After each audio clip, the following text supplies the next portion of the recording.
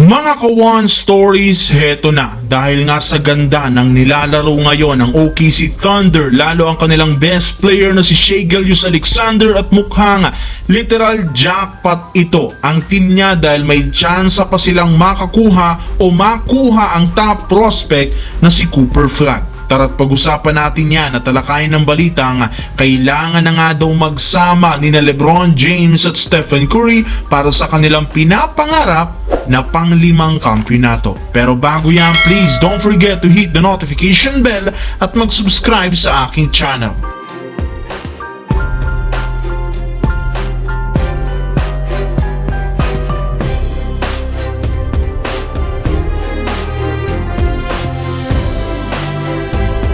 Matapos nga pong matalo ang OKC Thunder noong nakaraan laban sa Cleveland Cavaliers, unti-unti na nga silang nakakabawi sa kanilang last 2 games kontra sa New York Knicks at Washington Wizards.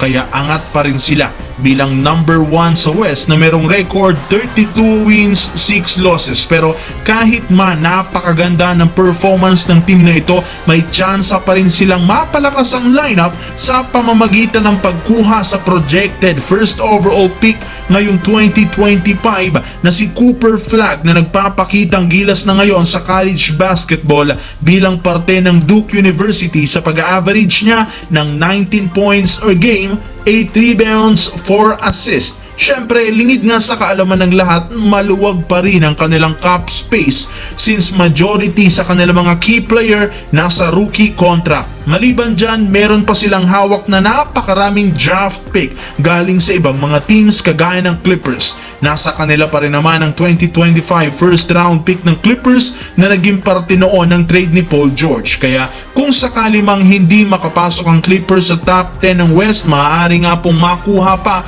ng Thunder ang top 5 picks next draft. Samantala, pareho nga pong talo ang Los Angeles Lakers at Golden State Warriors ngayong araw kontra sa mga teams ng San Antonio Spurs at Toronto Raptors. Kaya parehong bumagsak ang standings nila. Sa parte ng Lakers, bagsak sila sa ikapitong record na 20 wins, 17 losses, habang ang Warriors nahulog na sa ikadosing pwesto na merong record 19-20. At dahil sa nangyayaring ito, bumaba na nga ang tsansang makapag-compete pa ang dalawa, especially sina LeBron at Curry sa pagkuha ng kampyonato, lalo pat nahihirapan talaga silang manalo laban sa mga hindi naman ganong kalakas ang team. Kaya suggest ng mga fans at analysts, oras talaga upang hayaan na ng Lakers at Warriors na magkasama sina LeBron at Curry sa iisang team para sabay nilang makuha ang hinihintay nilang pang-5 titulo sa kanilang karir. Napatunayan na rin naman last off-season, maganda ang chemistry